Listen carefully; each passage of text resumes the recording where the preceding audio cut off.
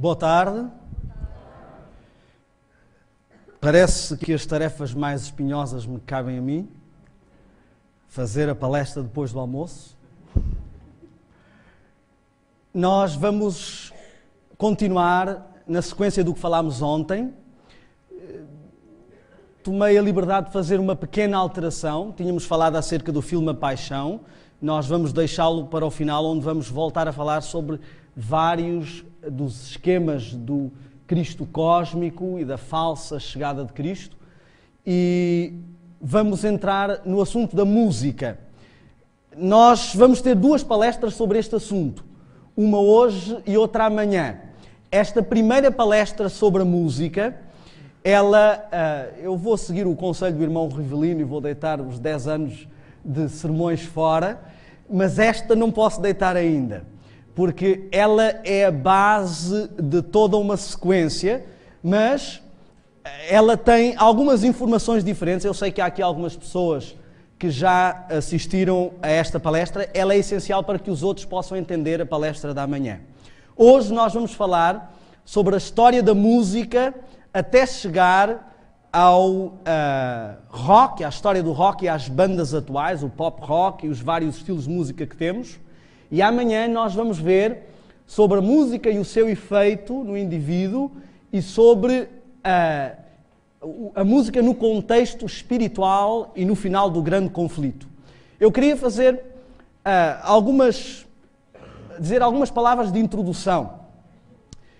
Não espero que seja, como eu disse ontem, uma palestra de argumentação. Não tenciono convencer ninguém com aquilo que vou falar. Até porque esse papel não é o meu. O Espírito Santo quer que nós debitemos informação para que Ele tenha ferramentas com que trabalhar conosco. Então, essa é a única função daquele que prega a mensagem. Portanto, o nosso objetivo aqui, eu quero partilhar convosco muito claramente como nasceu esta palestra. Eu resisti àquilo que vou falar entre hoje e amanhã por 7 anos. Durante 7 anos eu rejeitei profunda e absolutamente tudo aquilo que estou a falar hoje e amanhã e até muitas das coisas que falei durante esses dias. Eu comecei esta palestra há algum tempo atrás, quando estava na igreja de Queluz, e há várias pessoas que estão relativamente conectadas com esta palestra, que estão aqui até neste momento, e que viram todo o antecedente de como nasceu este conceito. Na altura, eu desde os 17 anos que sempre gostei muito de música, mas desde os 17 anos que comecei a envolver-me com alguns grupos musicais. Eu tinha um grupo a capela, os Bethlehem, depois participei também num grupo da igreja de Alvalade, que era o grupo Gênesis. Enfim, tive o privilégio de entrar em vários grupos, o grupo Blessing também, que desde que eu saí do grupo funcionou muito bem, começou realmente a progredir, mas enfim. E a certa altura, estava eu na igreja de Queluz, não sei precisar que idade teria, mas estava por volta dos meus 20 e qualquer coisa, e começaram os questionamentos sobre a questão da música, se o cristão pode ou não pode ouvir música rock e qual o problema que isso tem. E eu, como sempre era do contra, não é? Assim começaram a dizer os que eu achava de mente fechada e quadrados e fanáticos que não se podia ouvir determinados tipos de música, eu insurgi-me logo. Então, mas porquê? Qual é o problema? Porque tem rock, o rock tem palavrões e tem... mas palavrões, mas então eu disse, eu tenho uma solução para isto. Vou formar uma banda rock que não tenha palavrões e que não tenha nada de mensagens subliminares, nada dessas coisas, para que os adventistas possam ouvir. E na altura estávamos, quando eu estava em Queluz, havia uns rapazes que estavam a montar uma banda. Um deles era o irmão da Vera. A Vera esteve aqui e deu até o testemunho. A nossa banda ensaiava, coitada Vera, desculpa lá, tenho que pedir publicamente desculpas por isto. A nossa banda ensaiava no sótão da Vera. Então, Todos os domingos lá chegávamos com os instrumentos, íamos lá para o sótão. Às vezes o vizinho suplicava que não ensaiássemos. Não era que a banda fosse má, é que ele queria estudar. E ali estávamos várias vezes. A Rita também está aí, não é? Ela também, coitada, ainda era bem novinha e ouvia a banda. Primeiro começámos a tocar para os jovens, em festas de aniversário. Depois começámos a ser convidados, fomos até convidados para um comício político e começámos a avançar um pouco.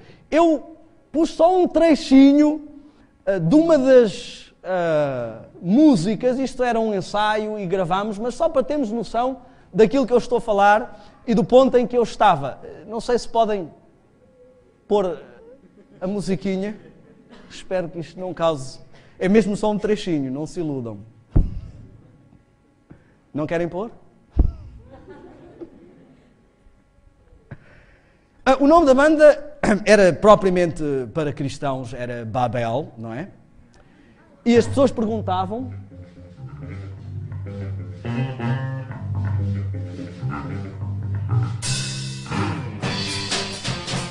Acho que está bom, está bom.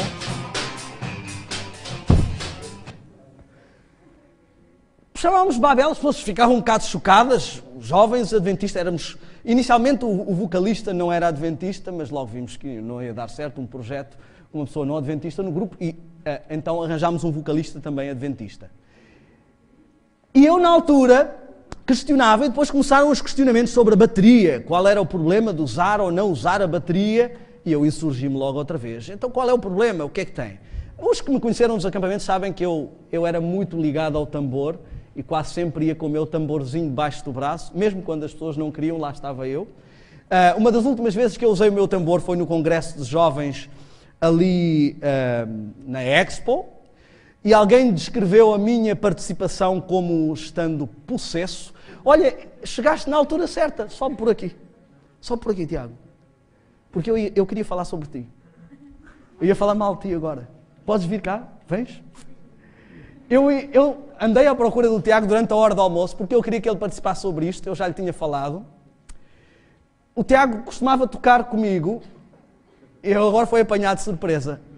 Eu posso fazer 2 ou 3 perguntas, gostarias de dar o teu testemunho?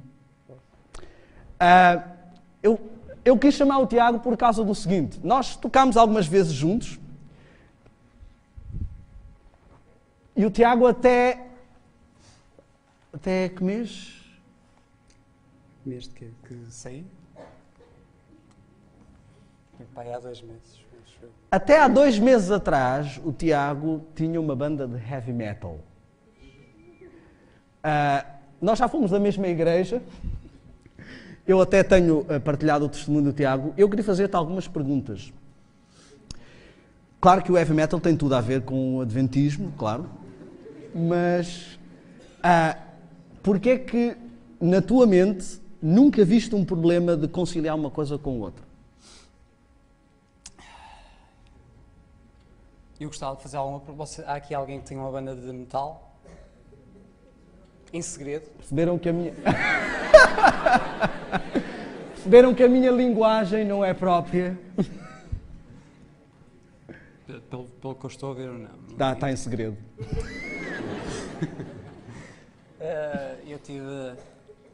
Eu sou adventista de berço há 31 anos e a minha mãe sempre proibiu de... Eu sou adventista há 31 anos e a minha mãe sempre proibiu, os meus pais sempre proibiram de ouvir música que não fosse da igreja, quanto mais o metal. O Daniel Spencer disse heavy metal. O heavy metal é um termo que nos dias de hoje já nem existe. Existe coisas bem mais pesadas do que o heavy metal. Provavelmente vocês conhecem bandas como Led Zeppelin, isso é heavy metal, mas depois isso foi se degradando ainda mais. É uma coisa que implica bastante com os poderes de Deus, porque além de chegar ao ponto de nos tocar na carne, nos dias de hoje é uma música muito espiritual e as pessoas pensam que aquilo apenas toca nos aspectos da carne, mas não é verdade. A música heavy metal, a música metal é uma música muito espiritual.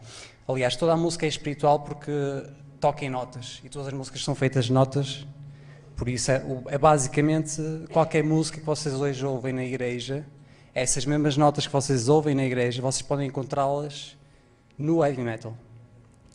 O problema é que... Mas porque é que tu, durante muito tempo, nunca viste que houvesse uma incompatibilidade? Porque eu olho para a Bíblia e a banda sonora que eu vejo para muitos temas bíblicos toca bastante no metal. O metal toca bastante nos temas bíblicos. E então parecia haver uma conexão espiritual. Sim. E porquê é que decidiste sair da banda? Para já isto foi um processo longo. Eu vou confessar uma coisa, eu acho que já te disse. Eu e a Sara andámos a orar pelo Tiago vários meses por causa desta questão, porque sabíamos que não adiantava só chegar e dizer ao Tiago que, olha Tiago, não é lá o melhor. Muitas pessoas já tinham dito. O que é que fez o clique? O que fez o clique foi eu começar a observar comportamentos de pessoas que supostamente pertencem a mundos espirituais, como o yoga, e ver que elas se comportavam ainda melhor do que eu, apesar de eu nunca ter saído da igreja. Eu tocava às sextas-feiras à noite, inclusive, e depois no sábado de manhã até era capaz de ir tocar na liturgia e ninguém sabia disso. E era uma coisa que não me Portanto, tocavas na banda à sexta-feira à noite. Sim. E isto é outra coisa típica que acontece. Eu muitas vezes também estava como diácono no serviço de manhã e à noite ia para a discoteca tocar tambores. É interessante como conseguimos conciliar, porque parece que como a coisa não vem para a igreja, parece que são dois mundos que andam em paralelo e que não se contradizem. Muito importante isso que disseste. Ias de manhã e tocavas na igreja. E como eu via a música como um aspecto espiritual, eu sempre olhei para a música como a minha religião. Embora nunca o dissesse a ninguém, eu dizia sempre que Deus é que era o topo, mas eu olhava sempre para a música como o meu mestre. E a música para mim sempre tinha sido a minha religião, ela é que mandava em mim, ela é que mandava nas minhas relações com as pessoas. Eu era controlado basicamente pela música. E então, como eu a via como um aspecto espiritual, não tinha mal nenhum para mim tocar num concerto heavy metal na sexta-feira à noite e pegar e ir tocar no dia seguinte na igreja, na liturgia. Não via nisso problema nenhum. E o que é que fez o clique? O que fez o clique foi eu ver o comportamento dessas pessoas e ver que elas se comportavam melhor do que eu, apesar de eu ser adventista, e eu até olhava para essas pessoas na minha banda como se elas fossem adventistas, embora eu nunca tenha perguntado. E eu pensava que elas eram adventistas, é melhor eu estar calado porque a pessoa pode ser adventista e eu estou aqui a portar-me ainda pior do que ela. Então eu comecei a olhar melhor para os meus comportamentos e comecei a refletir mais na palavra de Deus. O clique foi várias coisas. Ter-te ouvido a ti, ter ouvido outras pessoas, vários pastores com que eu comecei a seguir na palavra. E comecei a partilhar muitas dessas mensagens no Facebook e outros métodos de internet. E a partir daí as pessoas começaram-me a questionar e a ser contra aquilo que eu ia dizendo. E eu ia ganhando mais firmeza ainda sobre esse aspecto. Começaste então a ver que havia oposição e que eram duas coisas opostas, contrárias. Um dia eu costumo ir muitas vezes para a montanha fazer caminhadas sozinho e uma dessas caminhadas correu mal, que eu perdi-me durante a noite e não conseguia sair do local. E tive que... Isto basicamente tem que dizer isto rápido. Isso é muito importante. Tive que me prostrar no chão e pedir ajuda a um Deus que eu, apesar de partilhar mensagens sobre ele, eu não o conhecia realmente. Nunca tinha pedido ajuda, já não orava há anos. Então nesse dia que te perdeste, foi em anos a tua primeira oração. Foi. E talvez não fez uma conexão entre essa oração e o poder de ter sido liberto? A conexão foi eu ter pedido exatamente pedi em concreto aquilo que eu queria, sair daquele local, pedi coisas em concreto e ele realizou essas coisas mesmo em concreto como eu tinha pedido. Eu disse, nem que eu tenha que andar mais, tira-me daqui deste lugar e faz-me voltar outra vez à estrada, e ele fez com que isso acontecesse. Interessante que isso até tem um paralelo espiritual. O teu caminho foi longo, mas ele fez-te voltar outra vez à estrada, porque eu tenho acompanhado algumas coisas que tens feito e fico muito feliz por ver. Muito obrigado pelo teu testemunho. Desculpa ter-te apanhado de repente. O que eu queria que entendêssemos... Amém, obrigado. O que eu queria que entendêssemos era o seguinte. Nós somos capazes de, por anos, vejam, 30 e tal anos, por anos, conciliar dois mundos sem ver nenhum problema. E os nossos olhos podem estar cegos. Ele mesmo deu testemunho e disse que ele via como algo espiritual. Eu queria que víssemos esta palestra como algo espiritual. Confesso uma coisa. Sinto-me um pouco desgastado de apresentar a palestra, não de falar sobre o mesmo assunto, isso não me desgasta, de apresentar a palestra e as pessoas tomarem a palestra num conceito técnico ou teórico ou das coisas que são dos argumentos. O Espírito de Profecia diz que a mensagem será mais levada não pelo argumento, mas pelo poder do Espírito Santo. Nós vamos então avançar, vamos falar hoje sobre a questão da música. Se abrirmos as nossas Bíblias, antes eu gostaria de fazer só uma oração, gostaria que curvassem as vossas cabeças e eu vou-me ajoelhar aqui à frente. Santo Deus, ao entrarmos numa parte que, apesar de ter conexões espirituais, é muito técnica, não queremos que isso seja visto apenas com olhos de saber, mas com olhos espirituais, não com olhos meramente racionais. Eu peço que tu me uses e que me dês o poder de apresentar com clareza e que me dês também consciência da sobriedade das coisas aqui envolvidas e do que isso implica em termos de salvação ou perdição de muitos que pensam até ser filhos teus. É o que eu te peço em nome de Jesus. Amém. Eu gostaria de convidar-vos a abrir a Bíblia no livro de Ezequiel, no capítulo 28. Esta não era a minha passagem preferida quando eu andava no mundo das discotecas e das bandas. Na realidade, a minha passagem preferida era o Salmo 150, que diz para louvar, dançar, bater palmas. Eu usava isso como argumento para ir à discoteca. Eu dizia, quando a igreja arranjar um lugar para eu dançar, eu não acredito que eu dissesse este argumento, mas na realidade eu dizia, quando a igreja arranjar um lugar para eu ir dançar, eu deixarei de ir dançar à discoteca. Não vou fumar, não vou beber, vou só com amigos de igreja. Então não há mal nenhum em dançar. Isto é uma coisa de mentes quadradas. Então eu quero dizer-vos que Deus foi, de certa forma, trazendo informação e por 7 anos eu fui rejeitando esta informação. Nos Estados Unidos, o professor da instituição disse que eu fui um dos alunos que deu mais trabalho. Quando começaram a apresentar coisas sobre música, rejeitei totalmente e foi só depois de ter tido acesso a um vídeo que não é adventista, em que eu me comecei a perceber de que talvez houvesse ali, e quando a Sara fez aquele comentário de eu ser a janela do diabo. Eu não quero convencer com nenhum argumento. O objetivo aqui é buscarmos uma vida missionária e o meu único objetivo aqui é dizer isto. A decisão vai ser de cada um e o rumo vai ser de cada um. Sei que estão aqui porque buscam ser missionários. Eu sou missionário e busquei por 2 anos ser missionário e parecia que Deus não respondia. E o que acontece é o seguinte, se há alguma conexão ou não, eu creio que há, tirem as vossas conclusões. No momento em que eu tomei decisões firmes quanto à música e a pus de lado, decisões firmes quanto ao cinema e aos filmes e os pus de lado, decisões firmes quanto à minha alimentação, de coisas que eu andava condescendente, tudo mudou e eu me tornei num pregador. Então, talvez valha a pena tentar. Neste texto diz assim, o seguinte, em relação a Lúcifer. Há vários contextos, algumas pessoas dizem que isto não está a falar de música, que pode ser interpretado como joias, usa as mesmas expressões que são utilizadas no Salmo 150, e das duas uma. Às vezes são argumentos contraditórios. Às vezes pegamos no Salmo 150 para justificar a música, e ali já não é tradução de joias, mas de música. Mas as mesmas expressões utilizadas em Ezequiel 28, quando queremos que não seja de música, já são de joias. Nós poderemos argumentar de todas as formas, eu não quero entrar nesse campo.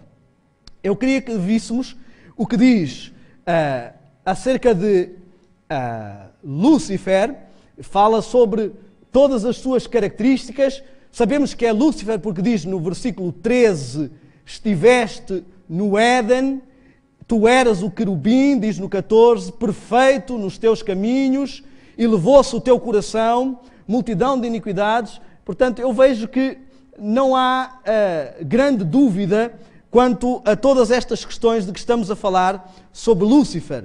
E depois vai-nos dizer que nele se faziam os seus tambores desde o dia em que foi criado. Tambores e pífaros é a expressão que usa. Se nós entendermos bem, o que nos está a mostrar é que ele tem uma compreensão desde o lado rítmico ao lado melódico. Eu quero dizer que não há nesta sala ninguém que entenda mais de música do que Satanás, e talvez ao longo da história da humanidade não tenha existido ninguém a entender tanto de música como ele. Ele era o Senhor que conduzia a música no céu. Ele, portanto, dirigia o coro de anjos, diz o Espírito de Profecia. A pergunta que se coloca é, até que ponto ele ainda controla a música na Terra? Vamos então avançar.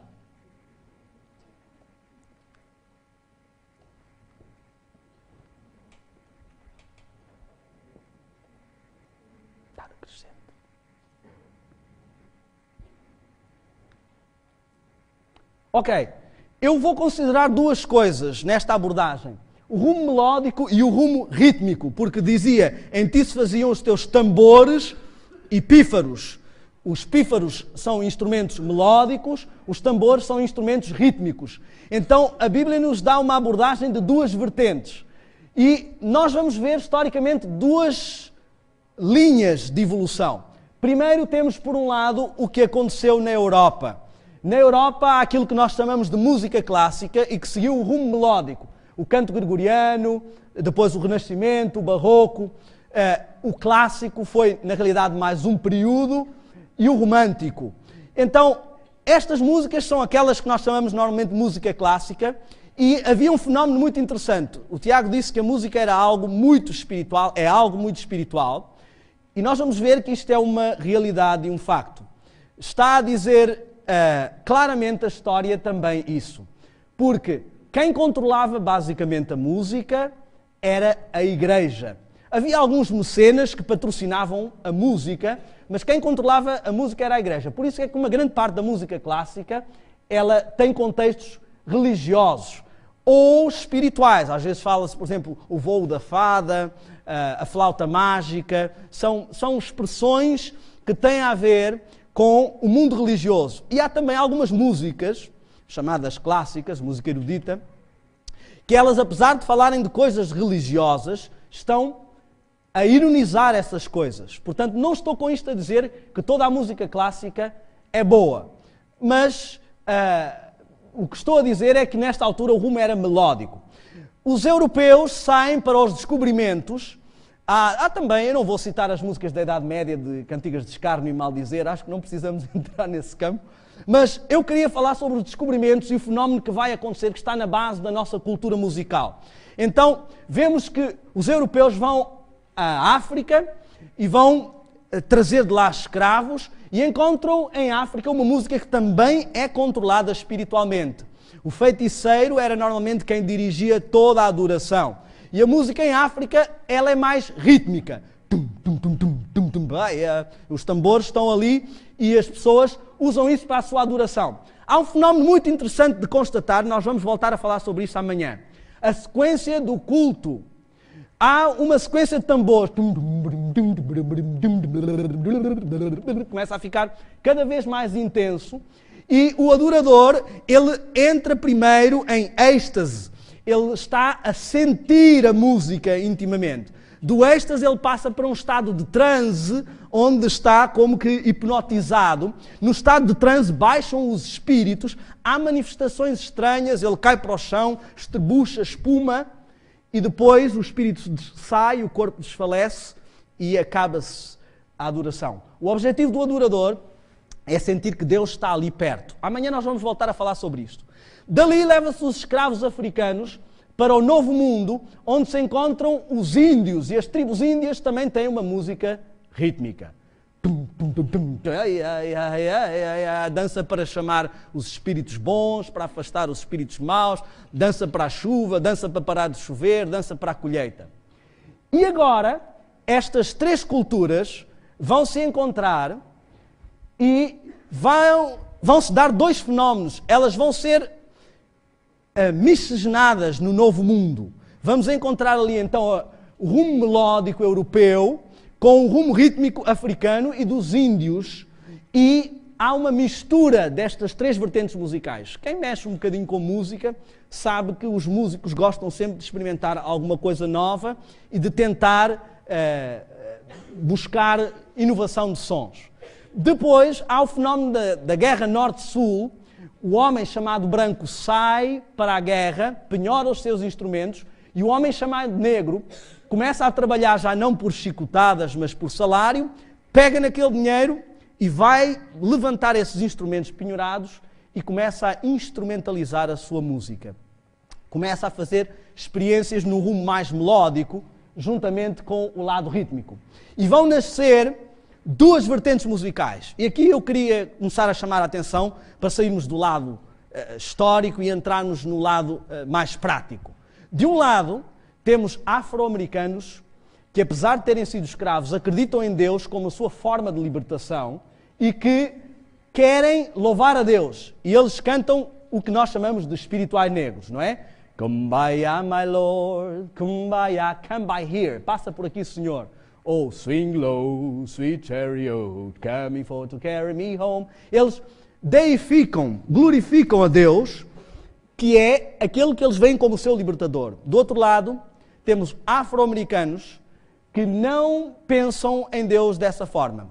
Acham que se Deus existisse, se Deus cuidasse deles, nunca teriam sido escravos. E então eles rejeitam a Deus e viram as costas e refugiam-se nos seus deuses.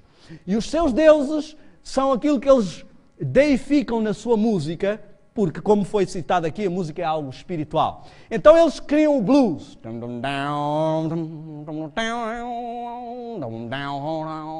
E o blues, ele significa, na sua essência, melancolia. É uma música arrastada, o próprio cantar she was my one. Quase que não se percebe bem, ela é balbuciada. E é aquilo que os brasileiros chamam de curtir a fossa, não é? Eu estou em baixo, mas eu até estou a curtir isso. E é um fenómeno interessante que acontece muito hoje, o curtir a fossa. Em várias outras músicas que a juventude escuta. Mas o blues era uma deificação, portanto, das drogas, do êxtase e da depressão. Depois há o swing e o jazz. O swing significa balanço e o swing é uma expressão que deifica a movimentação do corpo durante o ato sexual, o balanço rítmico do corpo durante o ato sexual, e essa música deifica isso. E temos o jazz, que vem de uma expressão um pouco obscena, de se referir à ejaculação, e tem a ver com o clímax da música. A música deifica o atingir do clímax do prazer, e os nomes destas músicas deificam aquilo que estes afro-americanos que rejeitam a Deus acreditam. É daqui que vai nascer a cultura da nossa música atual. Isto é o berço da essência da cultura da música ocidental. Porque, de um lado, com a instrumentalização, os espirituais negros passam a ser aquilo que era o gospel original, que não tem nada a ver com o que temos hoje como chamado de música gospel. E, do outro lado, do blues, do swing e do jazz, vai nascer o rock and roll. Rock significa rocha, roll significa rolo, ou então, se virmos, rock significa, como o verbo, balançar ou abanar para a frente e para trás, e roll significa rolar ou rebolar. Então, o que isso significa é algo roliço, cilíndrico, que se abana para a frente e para trás. Esta era uma expressão utilizada nos guetos de Nova Iorque para referir-se ao sexo livre no banco de trás de um carro. Então, eles chamavam isso de rock and roll. Interessantemente, rock, a rocha, rola. Esta é a música que tem como objetivo de fazer rolar a rocha pela encosta abaixo. Eu queria explicar que logo no início começou a haver uma controvérsia entre estes dois rumos. Ainda recentemente morreu uma das pessoas que personificou esse trajeto mais tarde, Whitney Houston. Ela cresceu no mundo evangélico, virou as costas para a fama. E ela mesmo afirmou o seguinte: eu costumava ter uma voz e ser a voz quando eu louvava a Deus, mas eu virei-lhe as costas e a voz se foi. Esta foi a expressão dela em relação à trajetória dela. Talvez muitos aqui possam estar a pensar, como ela, que não é tão grave assim o problema, mas o rumo só se dirá no futuro. Eu quero deixar bem claro aqui, da minha banda, curiosamente só o baterista está na igreja. O resto está tudo fora. Dos meus amigos e dos vossos amigos, uma boa parte está fora da igreja. Alguns estão com casamentos desfeitos, outros estão com a vida desfeita, outros estão entregues a vícios, muitos ainda continuam a arrastar as mesmas características. Não porque eu seja melhor que eles. Eu disse isto aqui ontem, talvez eu fosse um dos principais candidatos a esse futuro. Mas se Deus não nos deita a mão e se nós não nos deixamos agarrar, há caminhos que ao homem parecem de bem, mas que o fim deles é o caminho de morte. Este é o caso deste caminho. Às vezes, quando as pessoas diziam que o rock era do diabo, nós achávamos aquilo um bocadinho exagerado. Eu quero dizer-vos algo muito abertamente. Já há muitos anos que Deus disse à Igreja Adventista que o rock é do diabo. Se chegarem a casa e tiverem um manual de igreja, abram na página, o último que foi lançado, abram na página 180, e diz assim, que devemos ter cuidado nos critérios da música que usamos para nós.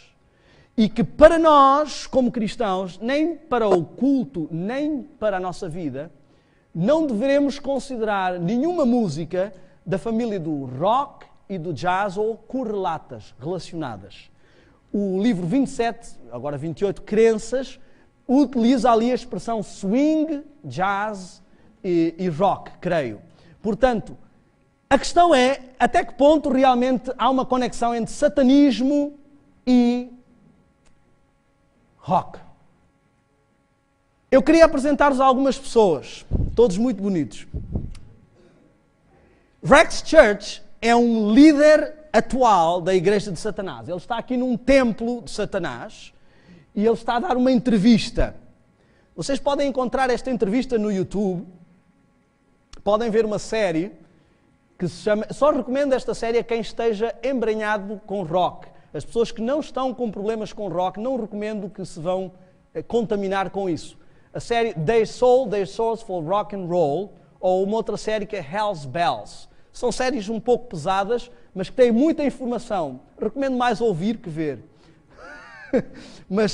E ele dá uma entrevista em que ele diz o seguinte: a estratégia da Igreja de Satanás é trabalhar com aquilo que chamamos de terrorismo estético, ou seja, agarrarem coisas bonitas e torná-las destrutivas. As pessoas as consomem porque são agradáveis, mas elas destroem.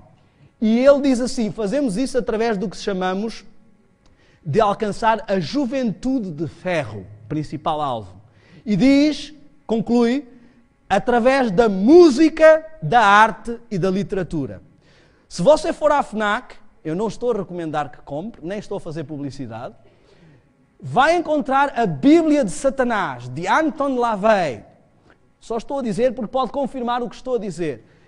Anton LaVey escreveu uma contraposição da Bíblia cristã e diz que Satanás sempre teve as melhores músicas.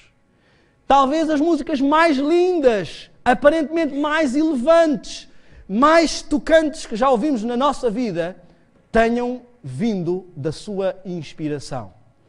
E o pai do satanismo moderno e do movimento de nova era, Aleister Crowley, está na origem de muitas destas correntes satânicas e ele fez uma afirmação. Ele disse assim, algumas pessoas trabalham com demónios. Eu não trabalho com demónios, eu lido diretamente com o próprio Satanás. recebi um chamado de Lúcifer, ele se refere como Lúcifer a ele ainda, para cumprir uma missão. E a minha missão é causar uma revolução na sociedade, uma revolução social, de inversão de valores, uma revolução sexual, de libertação sexual, uma revolução das drogas, de consumo de estupefacientes legais e ilegais, uma revolução espiritual, de introdução de várias doutrinas alternativas e uma revolução satânica.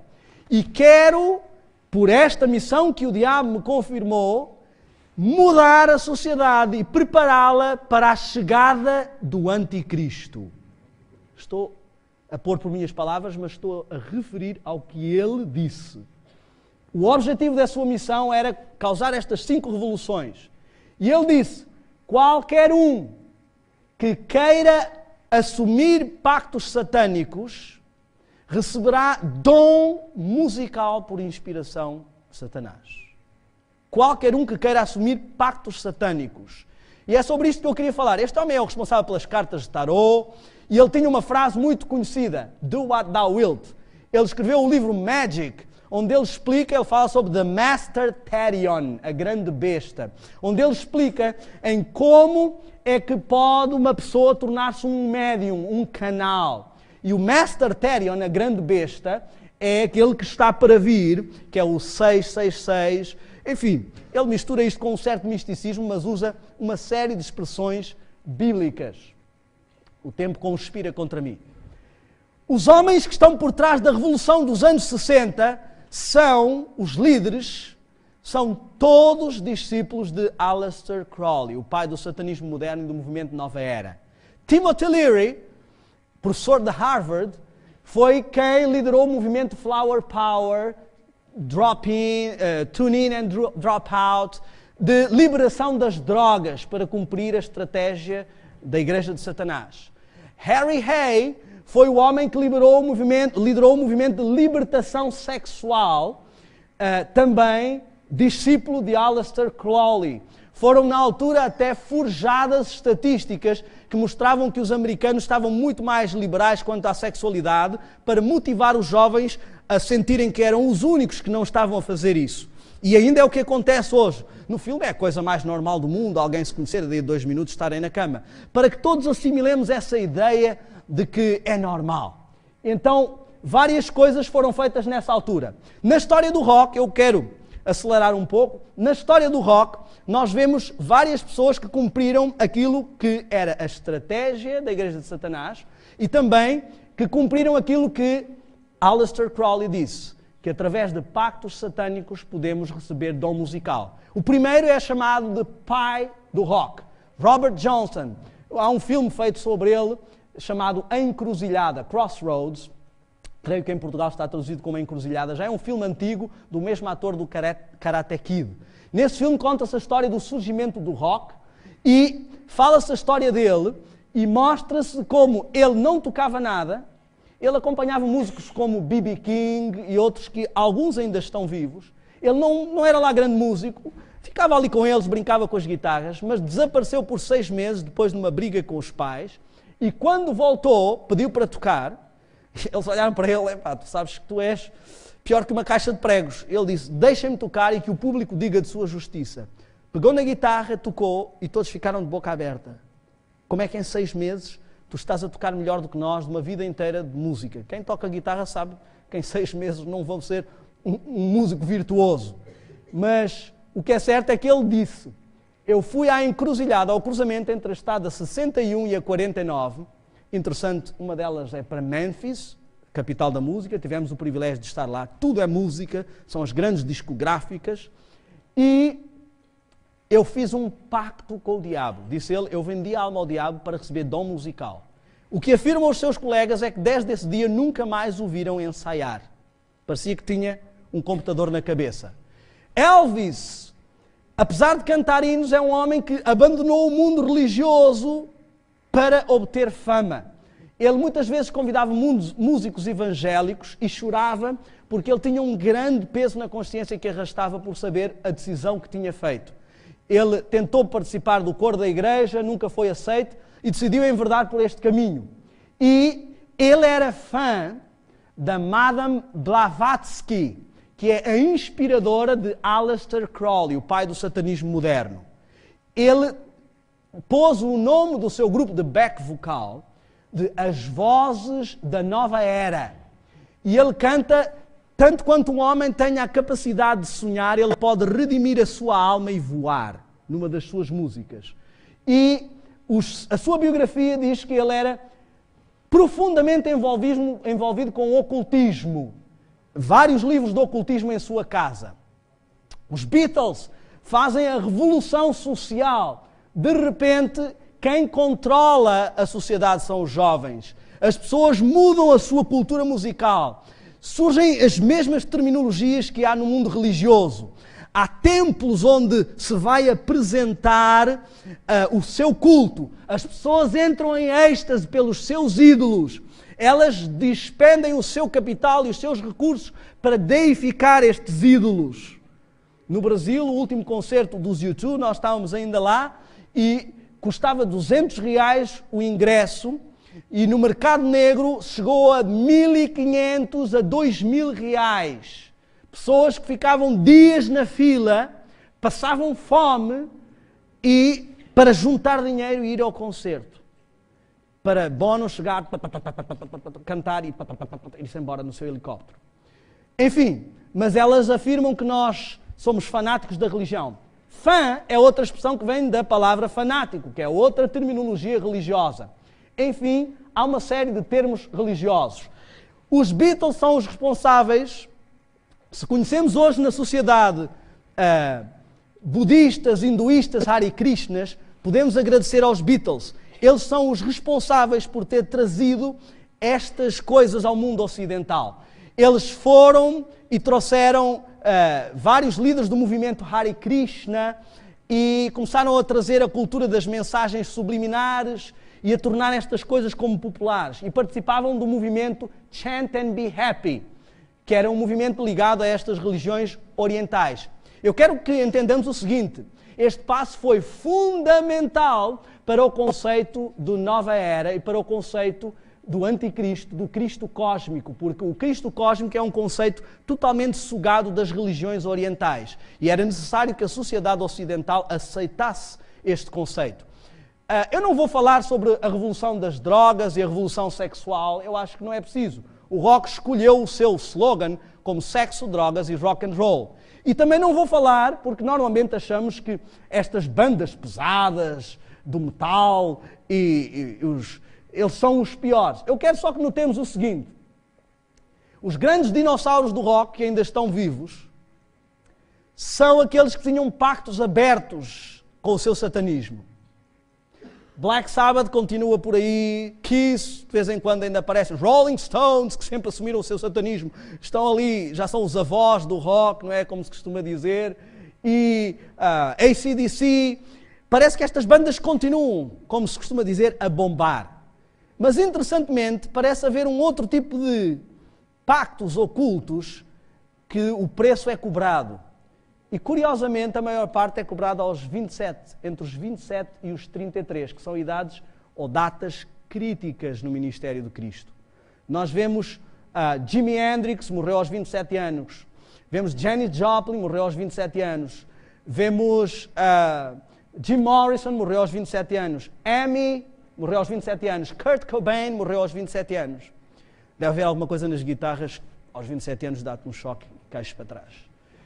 Não vou falar sobre mensagens subliminares. O nosso objetivo aqui é entender que há uma estratégia por trás. E esta estratégia está claramente descrita no ponto alto da carreira dos Beatles, o álbum Sgt. Pepper's Lonely Hearts Club Band, onde eles colocaram, disseram eles na capa, os seus ídolos, as pessoas de quem são fãs.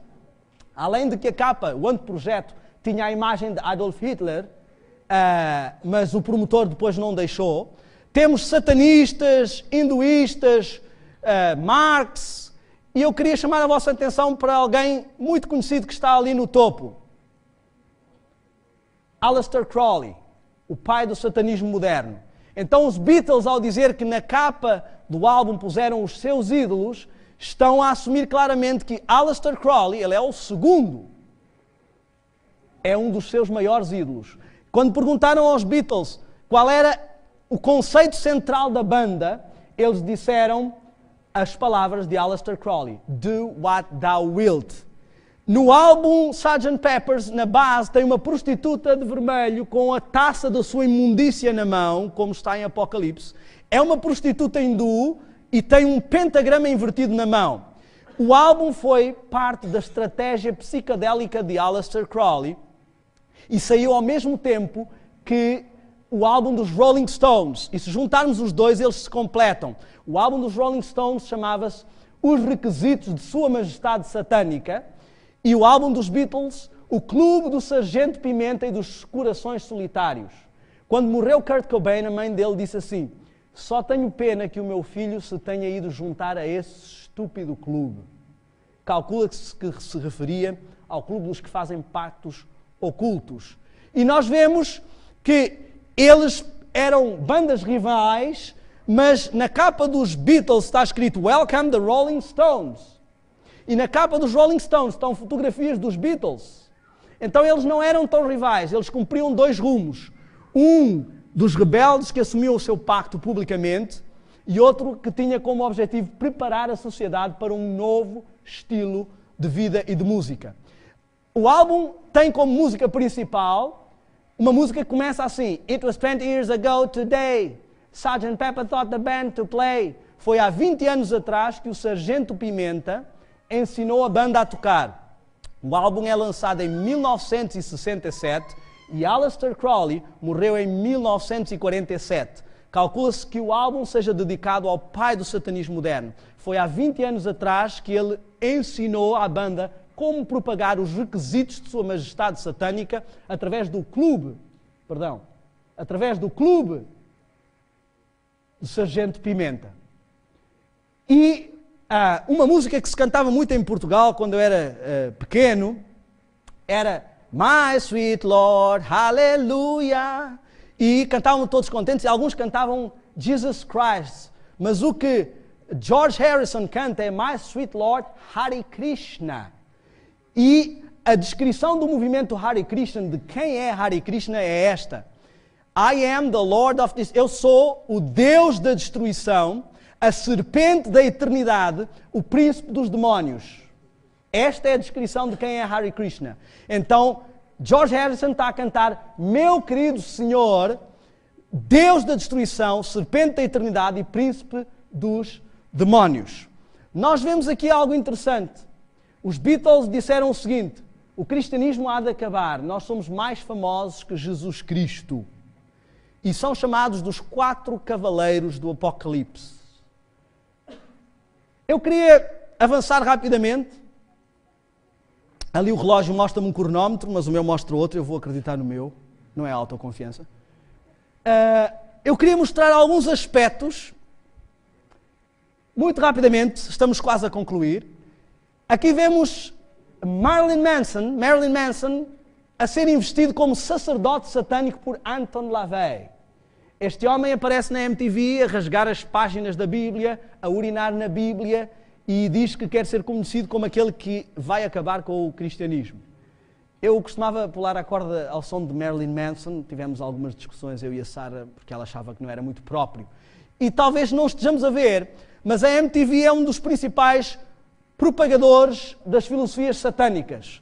Aqui vemos um clipe em que vemos Adão e Eva, eles comem da fruta, no caso eles apresentam como uma maçã, e a maçã se transforma no M de MTV e a serpente se transforma no TV.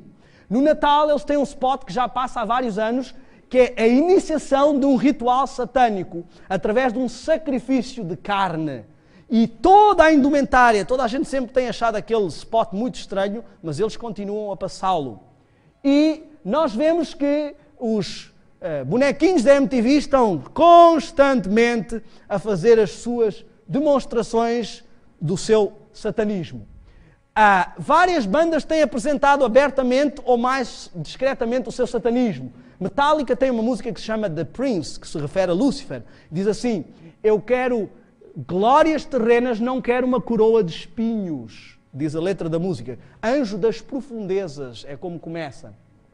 Temos os Queen cantando que Beelzebub tem um demónio colocado à parte só para mim, diz ele, para mim não. E nós vemos que Santana, no seu último álbum, Supernatural, ao dar a entrevista, ele disse aquilo que o Tiago referiu. A música é algo espiritual. Para o músico não interessa se é bom ou se é mau. É algo que nos toma. Ele disse que eu dei a este álbum o nome de Supernatural porque um poder sobrenatural me inspirou. Eu fui possuído pelo espírito de Jimi Hendrix para compor.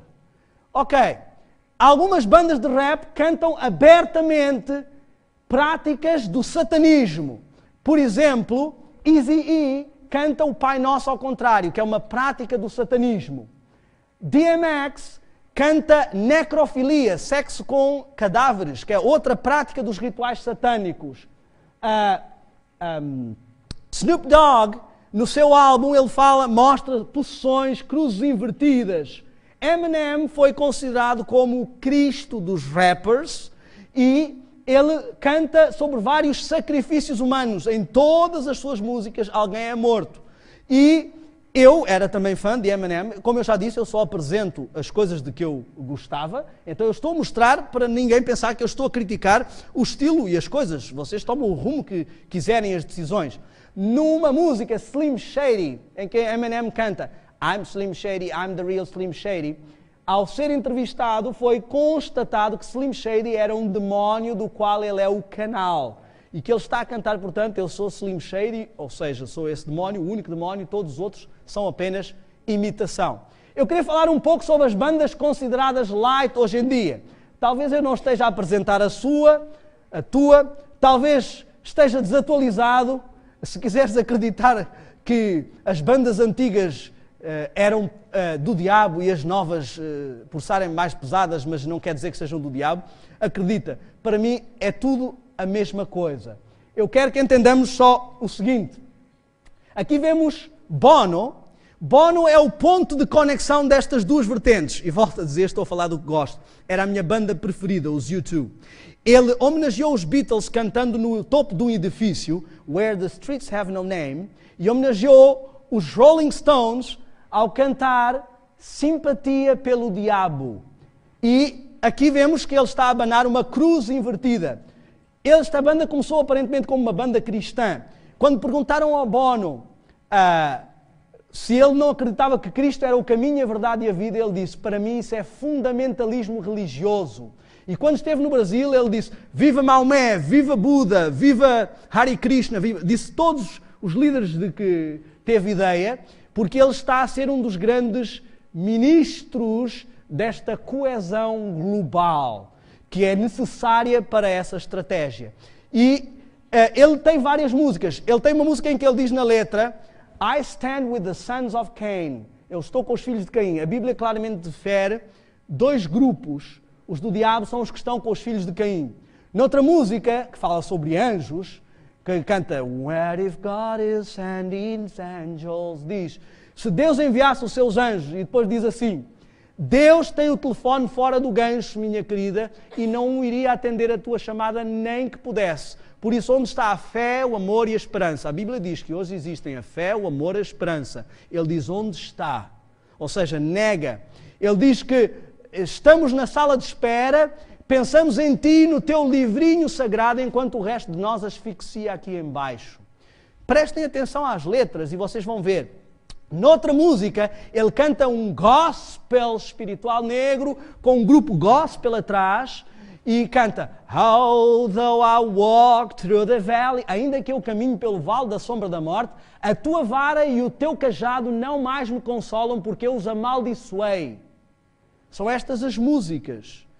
E muitas das bandas consideradas light profetizam o mesmo. Coldplay tem uma música dedicada ao futuro de Satanás, em que fala como se Satanás falasse no passado. I used to own the world. Eu costumava ser o dono do mundo, mas São Pedro não vai me abrir a porta. Eu não vou estar lá em cima, mas eu era o dono do mundo. E as ruas estão desertas. Hoje vago as ruas onde eu costumava ser o Senhor.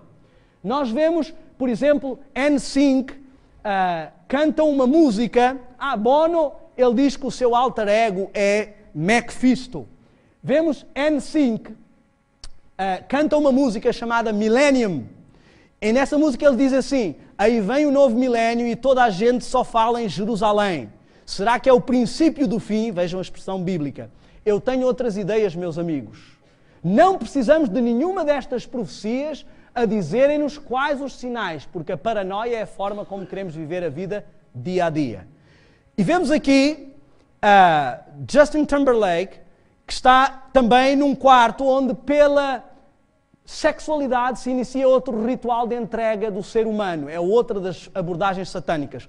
Ele tem na cabeceira da cama 2 cruzes invertidas e tem ao lado da cama 2 pilares que são necessários para a iniciação do ritual. Enfim, as bandas têm deificado tudo o que é a estratégia de Aleister Crowley. Outra banda minha preferida, os Red Hot Chili Peppers, eles têm deificado, utilizaram a mesma expressão Magic de Aleister Crowley no seu livro Magic. O capa representa o homossexualismo, um homem por trás de outro, e nós vemos aqui uma banda gay a receber o seu prémio na MTV, e os Red Hot Chili Peppers disseram: eu gostaria de agradecer a Satanás pelo Grêmio. Assumiram publicamente o que são. Não vou falar sobre a sexualidade livre que tem sido apresentada. Vou falar sobre aqueles, para concluir, aqueles que têm assumido pactos ocultos e que agora estão com pactos abertos. Um deles é Madonna. Primeiro era Like a Virgin, mas depois a coisa começou a carreira a ir para baixo. E em 2005 ela assumiu publicamente o seu satanismo e foi considerada o role model, o modelo que os satanistas veem para a juventude. Ela foi considerada a pessoa que mais promoveu o satanismo em 2005. Aqui está ela, depois de ter mostrado todo tipo de sexualidade ilícita no seu vídeo, termina com um pentagrama invertido, mostrando que é uma oferta de um ritual sexual a Satanás. Enfim, várias bandas falam sobre coisas que têm a ver com a sexualidade livre. Por exemplo, os Backstreet Boys cantam Get Down, Get Down. O que a música realmente diz é: baixa-te, pega nos meus genitais e brinca com eles por todo o lado. E vemos aqui as Spice Girls a deificarem todo o tipo de sexualidade livre e a cantarem a teoria de Aleister Crowley para criancinhas de 5 a 8 anos. Dizem assim: quem fez as regras? Faz as tuas próprias regras pelas quais viver. Ninguém vai mandar em ti, ninguém te vai mandar fechar a boca e fechar as pernas. São crianças de 5 a 8 anos. E nós vemos, então, as bandas, e o resultado que isto tem tido na sociedade é este. 69% dos jovens admite que não usa nenhum método anticoncepcional quando se envolve na sexualidade. Desculpem estar em inglês. Menos de metade destes usa incorretamente o preservativo. Destes, 14 a 16% acaba por engravidar nos 12 meses seguintes. 1 milhão de jovens nos Estados Unidos engravida todos os anos. Esta é uma lista que foi feita por uma psicóloga de inter-relações sexuais de jovens que estão expostos a rock. Neste caso era mais especificamente a rap e hip hop. A pergunta com que eu queria terminar esta tarde é: será que a música rock tem algum efeito? Quando eu falo em rock, não estou a falar do rock clássico. Estou a falar de tudo o que nasceu do berço do rock. Hip hop, dark metal, heavy metal e do pop rock que ouvimos hoje, das bandas light. A decisão está na vossa mão. Eu fui vítima desta música, deste estilo de música, desde reggae até todas estas coisas. Eu sei o efeito que estas músicas tiveram na minha vida. E sei que quando eu as deixei para trás e assumi um compromisso com Deus, sei o efeito que a ausência delas teve na minha vida. E é por isso que estou a partilhar aqui esta tarde. Mas a única pergunta que eu queria deixar para a conclusão é: será que uma música que deifica a depressão, o sexo livre e obsceno, que tem a sua base nos tambores de espíritos, que tem como seu santo padroeiro. Aleister Crowley é o santo padroeiro do rock and roll, o pai do satanismo moderno. O rock and roll escolheu como o ícone que promove rebeldia e anticristianismo. Sexo, drogas e rock and roll é o seu slogan. E que tem um foco carnal e sensorial. Serve para mim como cristão. Será que eu posso honrar a Deus enquanto escuto esta música? Bom, mas hoje em dia há um fenómeno que acontece, que é o batismo do pop. O pop agora tornou-se uma música cristã mudando a letra. Nós vamos entender como isto está conectado na sequência desta estratégia. Este é o assunto que vamos falar amanhã. Porque é que este género de música entrou no contexto das igrejas e dos crentes, dos cristãos? Para já queria deixar uma frase do Espírito de Profecia muito clara. Todos devem vigiar os sentidos, do contrário o inimigo alcançará a vitória sobre eles, pois estas são as avenidas da alma. Preparamos-nos para a última missão, para o último combate antes da terra prometida. Quem não vigiar as entradas da sua mente e do seu espírito irá sucumbir. Que o Senhor vos abençoe e ajude a tomar as decisões certas para a vitória. Muito obrigado. Eu gostaria de hoje terminar com uma oração. Eu quero pedir àqueles que puderem, eu sei que daqui a nada vamos ter mais uma música, mas eu gostaria de fazer uma oração especial. Aqueles que puderem se ajoelhar perante o Senhor do Universo, eu agradeço. Será uma oração bem curta.